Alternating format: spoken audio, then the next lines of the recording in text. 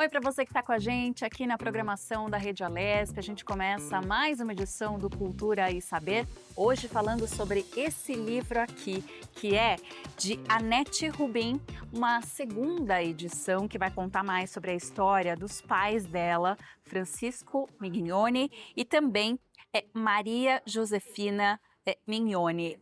Queria te agradecer pela disponibilidade de conversar com a nossa equipe e entender mais a dimensão dessa obra, do seu trabalho. A partir dessa publicação, eu imagino muitas outras coisas virão. O que a gente pode esperar?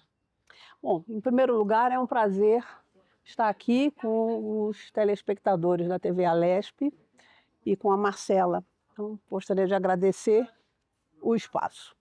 Bom, vamos começar por partes. Depois da morte do meu pai, Francisco Mignoni, em 1986, a minha mãe tomou para si a tarefa de continuar a divulgação da obra dele. Uma obra extensa, sinfônica, para todos os instrumentos, de música clássica, e assim ela fez por quase 3 décadas.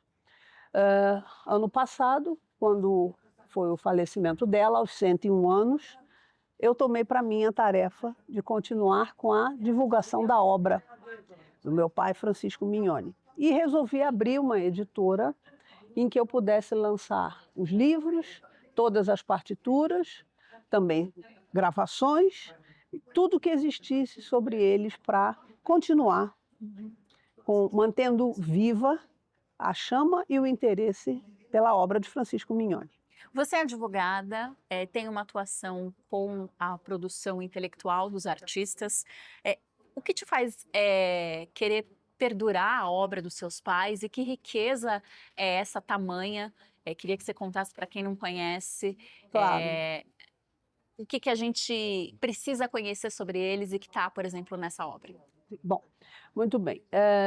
Então, Francisco Mignoni nasceu em 1897 e foi um compositor muito prolífico, com muitas obras executadas no Brasil e fora do Brasil também, regido por grandes maestros como Toscanini.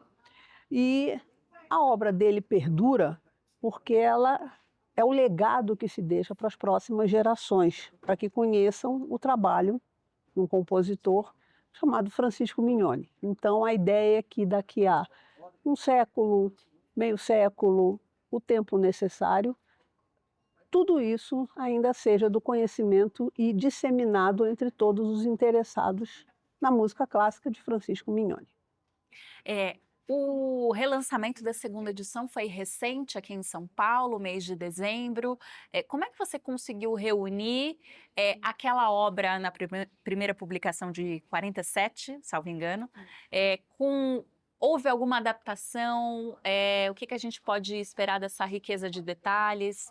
Porque você coloca um subtítulo aqui, a autocrítica de um cinquentenário, né? Ou seja, completando 50 anos dessa trajetória belíssima. Conta mais para a gente. Bom, a primeira edição é de 1947, por conta dos 50 anos que meu pai tinha à época. E essa edição, ela consta também com textos de um musicólogo muito conhecido da época, chamado Luiz Heitor Corrêa de Azevedo, o Mário de Andrade, a seguir, e Lídia Chiafarelli. Não houve nenhuma modificação na obra, ela foi transcrita ipsis literis, naturalmente com o acerto da nova ortografia, sendo que a diferença que existe é que são 2 prefácios muito ricos de 2 maestros chamados Roberto Ricardo Duarte, que inclusive foi assistente do meu pai, e também do maestro André Cardoso, agora presidente da Academia Brasileira de Música. Então, esses 2 prefácios visam situar o leitor das novas gerações ao que eles podem esperar do livro, que na verdade é vamos dizer assim, é um manifesto para todos os jovens músicos do que vão ter pela carreira adiante. A obra não foi o bastante. Como é que surge a ideia de criar uma editora para reunir, como você me contava, partituras, né? que é também parte do legado do seu pai. Sim. Bom, todos os músicos, quando se interessam em executar uma obra, eles procuram, em primeiro lugar, partituras e depois eles procuram gravações. Então, a ideia de abrir uma editora, que também é uma gravadora, é de reunir todos esses registros num único lugar para que todos os interessados possam ter acesso a elas, entendeu? Tanto as partituras quanto as gravações. Como é que foi construída toda a originalidade de reunir, catalogar, mapear, porque são muitos anos de história, de carreira, nessa obra e em outras, né, nesse trabalho que você está desenvolvendo nos últimos tempos? Bom, como eu sou filha única, eu detenho o acervo e detenho todos os direitos sobre a obra. Então, tudo foi sendo feito com uma catalogação por mim, devagar, a tempo, com todas as partituras. Os originais das partituras foram doados à época para a Biblioteca Nacional, sendo que cópia de todos esses originais estão na Academia Brasileira de Música e também comigo, para todos os interessados. Então é um trabalho que eu faço sozinha, de formiguinha operária, com muita alegria. E catalogando tudo, organizando para deixar tudo pronto para as publicações que virão e para todos os interessados, no Brasil e no exterior. Quanto tempo você está nesse universo mergulhada e como que é para você celebrar, eu imagino, a memória do seu pai e o aspecto afetivo também Sim. do trabalho dele, mas de você numa posição privilegiada, de ser a única pessoa que tem acesso Sim. a esse conhecimento que ele reuniu ao longo de tanto tempo. Bom, para começar, justamente por eu ser a única pessoa a ter acesso sobre todo esse material, eu quero disseminar a todos os interessados, eu não quero ficar com isso para mim. Eu quero que seja conhecido de todos, que seja disponibilizado, facilitado para todos os interessados, tá? E eu vou dizer que eu fiz isso em pouco tempo. Eu fiz isso ao longo do ano de 25. E organizei tudo, abri a editora, comecei os lançamentos, tenho um assessor editorial que faz toda a parte de livros mesmo. E vamos fazendo, é azeitar a máquina e seguir. Mas a minha ideia é tornar público todos esses registros para que as pessoas tenham conhecimento e não fique comigo apenas. Isso é tão valioso. Eu queria te parabenizar por isso. Muito obrigada. Muitas famílias de grandes nomes, de diversas áreas no Brasil, não têm esse cuidado em reunir esse trabalho e postergar, além das gerações, né, o legado de alguém que levou tanto tempo para desenvolver técnicas, reunir um trabalho intenso. Sim. E você está fazendo isso, e isso é muito bom para o Brasil, para a música brasileira. Porque, como eu disse, isso não pertence a mim, isso pertence às próximas gerações. A minha função e a minha obrigação é deixar isso catalogado, disseminado e publicado para todos os interessados. E um detalhe, essa editora, como a gravadora, tudo é feito às minhas próprias expensas, ou seja, pago tudo do meu bolso com muita alegria, porque tudo que eu sou e tenho eu devo aos meus pais. Não tenho auxílio governamental, nem de absolutamente ninguém, também não estou muito interessada. Prefiro pagar eu mesmo, dar o ritmo que eu quero e, com isso, tornar tudo público e disseminado. E sobre os artistas cujos herdeiros não fazem isso, é uma pena para eles, porque eles estão sepultando em vida a obra de alguém que passou uma herança para eles e eles não entendem que é um legado, que você tem que dar continuidade. É uma herança imaterial, né? Exatamente. Queria que você falasse mais do lançamento aqui em São Paulo, Sim. de A Parte do Anjo, a autocrítica de um centenário. Como é que foi a expectativa para o lançamento no Rio de Janeiro? Certo. Bom, A Parte do Anjo foi lançada aqui na Livraria Martins Fontes, da Paulista, onde estamos fazendo essa entrevista. Há uma semana atrás, exatamente, teve uma boa afluência de pessoas e era exatamente o que eu queria, que isso se tornasse público.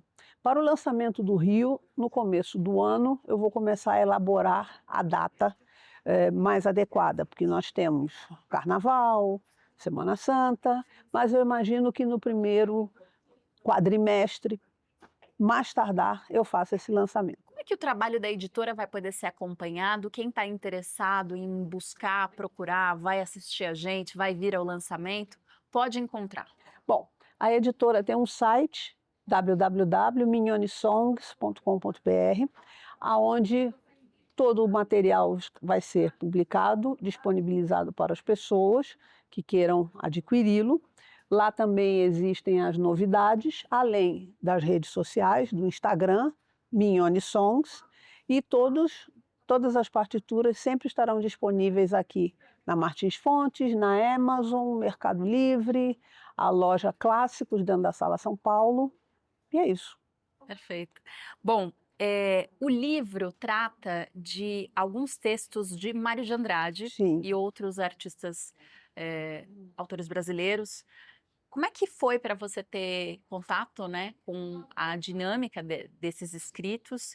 E o que o público pode esperar, quem não leu a obra de 47 e vai ter acesso a esse livro agora? Bom, o Mário de Andrade se faz muito presente nesse livro, porque ele e o meu pai mantinham uma estreita amizade entre os anos 20 e 30, por ocasião da corrente nacionalista que existia aqui em todas as artes, Que não apenas... ocasionou a Semana de 22. Né? Exatamente, ia falar sobre a Semana 22, não só na música clássica, mas também na literatura e nas artes. Então, por conta dessa confluência de interesses e uma amizade estreita e grande afinidade artística que eles tinham, o livro versa sobre o momento exato da corrente nacionalista no Brasil para a obra do papai e a música clássica. Vamos marcar o tempo para quem está assistindo a gente? Onde seu pai nasce, em que momento ele encontra a sua mãe e constrói essa vida a dois juntos? E como que a história dele está entrelaçada com a história do Brasil? Bom, vamos lá. Papai nasceu aqui em São Paulo, 1897, filho de família de imigrantes italianos, e depois foi estudar na Itália por conta de uma bolsa recebida pelo então senador Freitas Vale.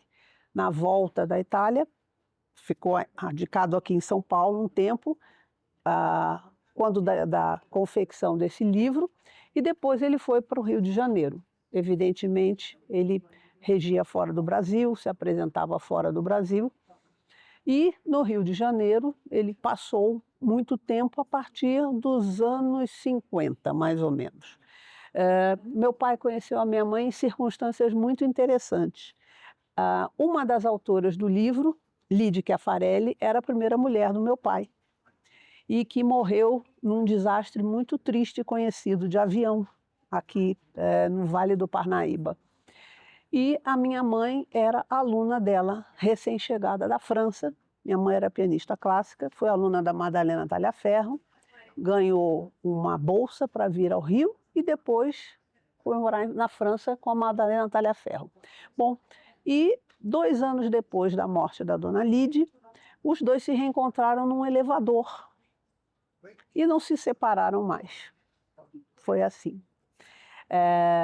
E dali para frente, o casamento deles não foi apenas uma coisa pessoal, foi um casamento artístico, porque ela sendo pianista clássica, ele poderia perfeitamente escrever muitas peças para ela, executar peças regidas por ele com ela como solista, e assim foi até o final da vida dele. Olhando a trajetória da sua mãe, em uma outra época em que as mulheres talvez tivessem esse Sim. papel de coadjuvante, ela foi extremamente protagonista, não Sim. só no casamento, Sim. mas nesse legado artístico que foi além da casa de vocês, da família de Sim. vocês. Como é que você vê a figura dessa mulher e te inspira como uma mulher que vive em 2025? Isso é uma coisa muito interessante. Minha mãe também era filha de imigrantes e o meu avô criou um filho para cada coisa. Então era um filho médico, um filho advogado, um filho engenheiro, um filho comerciante, uma filha dona de casa e uma filha pianista, porque o talento dela para a música clássica se manifestou desde a mais tenra idade, sendo que ela já se apresentava em público aos 6 anos de idade. Então isso é notável, imaginando para uma mulher que nasceu em 1923, tá. E hoje, em 2025, o papel dela como mulher e todas as contemporâneas dela, isso é um espelho para todos nós podermos constatar como é a mudança do papel da mulher ao longo dos tempos. Perfeito. A gente está conversando com a Anete Rubim Mignone, é isso, né, a pronúncia. Exatamente. Ela é a autora, vou colocar assim, a organizadora dessa obra aqui, A Parte do Anjo, uma autocrítica de um cinquentenário, que é a segunda edição dessa obra, publicada em 1947. A gente está tendo a honra de saber mais sobre essa São Paulo daquela época, sobre Isso. a história da música clássica e as partituras que a editoria, que a editora, ou melhor, vão passar a reunir a partir desse trabalho desse artista fantástico, paulista, né? Sim. Através do legado e da construção dessa filha que tem a Uhum. responsabilidade, inclusive, social, né, com o Estado, Sim. com o Brasil, de reunir essa obra e deixar e torná-la cada vez mais pública. A gente vai continuar falando com a Anete Rubim. Depois do intervalo, Cultura e Saber faz agora uma pausa, a gente volta já já.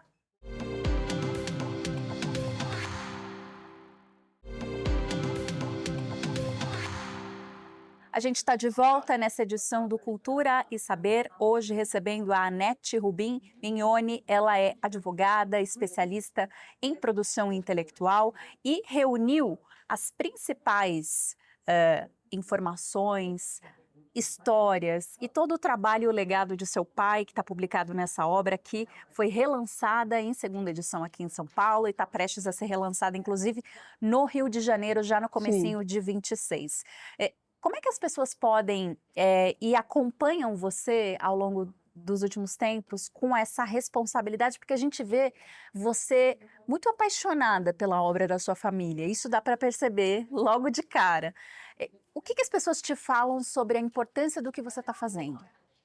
Olha, as pessoas, de uma maneira geral, me cumprimentam, me parabenizam e parece que é uma coisa raríssima, porque eu vejo que realmente os outros herdeiros não fazem isso. Uhum. Mas, na verdade, é uma coisa que eu faço com muito prazer e é minha obrigação dar continuidade à divulgação da obra do meu pai e a trajetória artística, tanto do meu pai quanto da minha mãe, para as próximas gerações. Você considera seu pai uma referência para as novas gerações? O que você vê de diferente no cenário musical daquela Sim, época sim. e o cenário musical hoje? Bom, falando de música clássica, não é? Os músicos clássicos antigamente tinham uma formação muito abrangente, quer dizer, os compositores, no caso dele, que era compositor, pianista, maestro, flautista, enfim. Os compositores sabiam tocar todos os instrumentos, os compositores tinham uma formação sólida musical, e isso tudo se refletia na, digamos assim, excelência das partituras. E por isso que as obras eram executadas por outros intérpretes notáveis e maestros mundialmente conhecidos, que isso despertava o interesse, tanto no intérprete, quanto no maestro, quanto no público, porque o maior termômetro é o público. O seu pai foi reproduzido, eu imagino, por muitos artistas ao longo da Sim, história. Queria que você falasse um pouco sobre isso e desse conhecimento do público também sobre a obra dele, porque às vezes o compositor sim. ele fica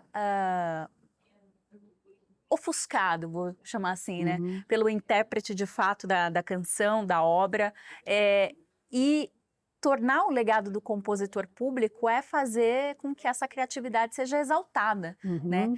Que artistas tiveram a honra de ter o teu pai no repertório e como é que isso também, qual é a sua perspectiva também para que isso continue? Bom,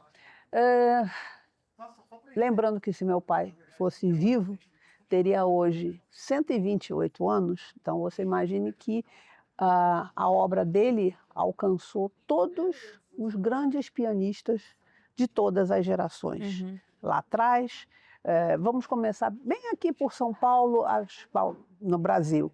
as paulistanas conhecidas como Yara Bernetti, Antonieta Rude, posteriormente Jacques Klein, Nelson Freire, os grandes pianistas, e internacionalmente também, inclusive com uma que agora temos que está viva, que é a Martha Argerich, que já se apresentou com músicas do papai gravadas, estão no YouTube para quem quiser ver. E também um ponto a se destacar muito interessante é que os músicos antigamente, o ambiente artístico não era restrito ao seu segmento, quero dizer. Músicos só frequentavam músicos, pintores só frequentavam pintores, não era assim.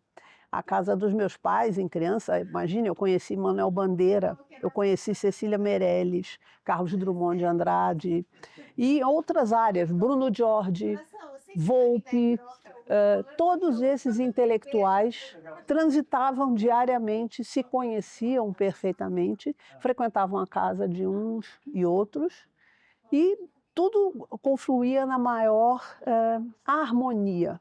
E hoje em dia, talvez você perceba que as coisas sejam um pouco separadas, quer dizer, você não tem um ambiente artístico em que músicos, escritores e pintores convivam. No Rio existia uma coisa muito interessante que se chamava Sabadoil, que era sábado na casa de um escritor chamado Plínio Doyle. Então vinha o nome Sabadoil. Então todas essas pessoas frequentavam aquele ambiente e se encontravam sempre no Teatro Municipal, na Sala Cecília Meirelles, porque essas pessoas todas tinham o mesmo gosto e estética artística em comum.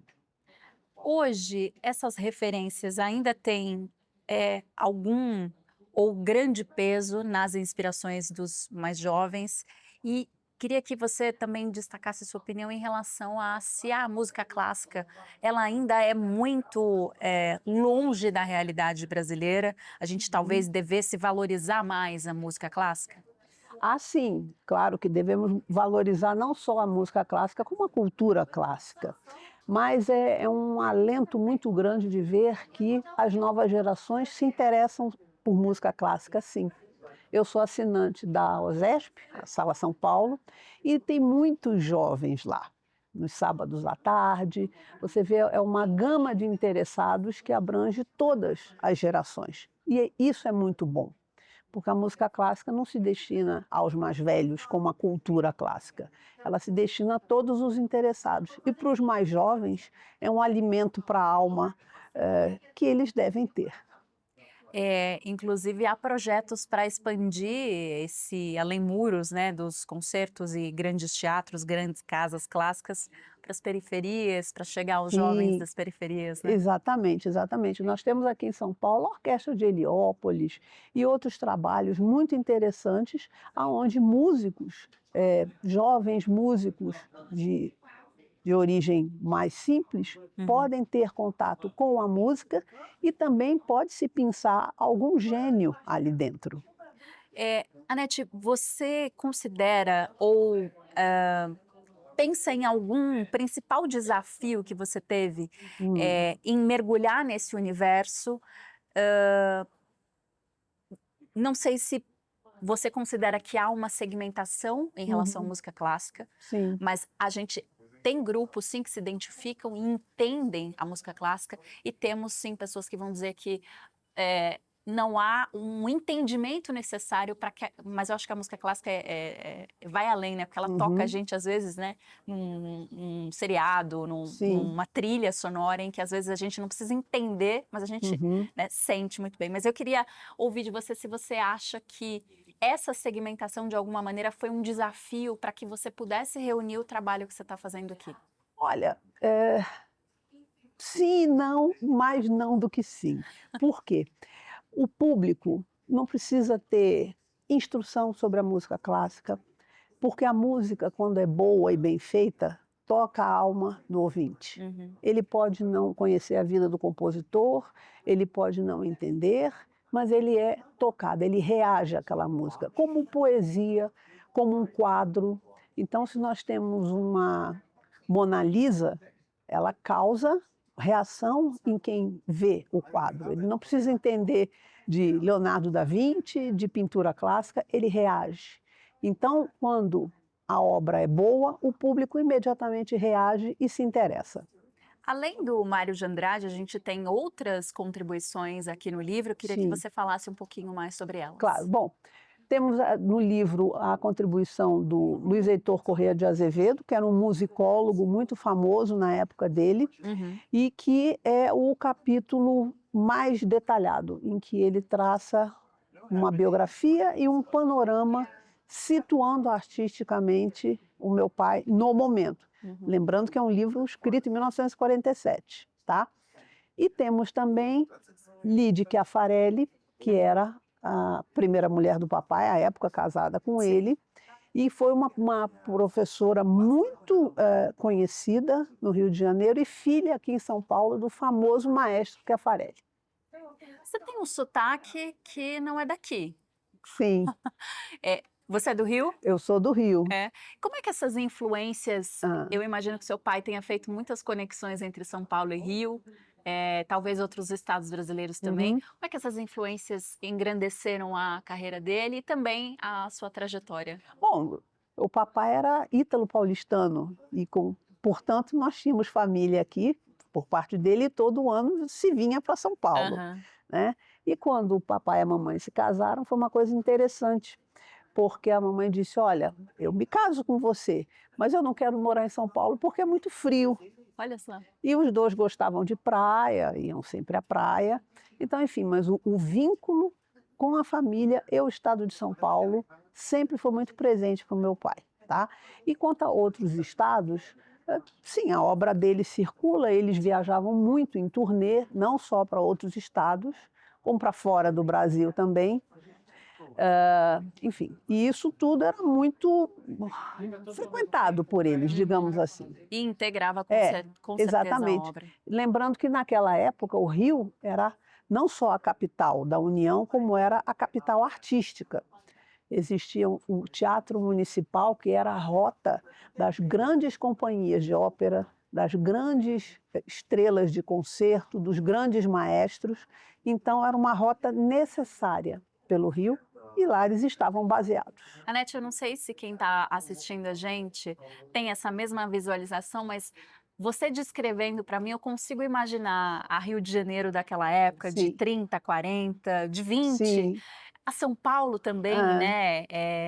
A Terra da Garoa, que hoje já não é isso, mais, né? Mudou bastante, é, mas a gente consegue visualizar o cenário, né? Que sim, talvez fosse a principal fonte de inspiração, né? Do seu pai e dos exatamente. artistas que deixaram esse Sim, legado brasileiro junto com ele. exatamente, Eu acho que exatamente. isso é fantástico. É. Inclusive, já caminhando para o final da nossa conversa, eu quero pedir que você sugira, né, para o nosso público onde te encontrar, onde encontrar a obra, como conhecer mais também sobre a história da sua família Uhum. e da música clássica brasileira. Bom, a editora Mignone Songs tem o seu site próprio, Uhum. www.mignonesongs.com.br, e que todas as informações e material fotográfico, temos aproximadamente umas 100 fotos por lá. Uhum. O leitor, o interessado, vai poder conhecer a trajetória dos meus pais. Além disso, caso haja um interesse maior, como sempre há um livro chamado Cartas de Amor, em que foram publicadas 2 décadas da correspondência entre o meu pai e a minha mãe.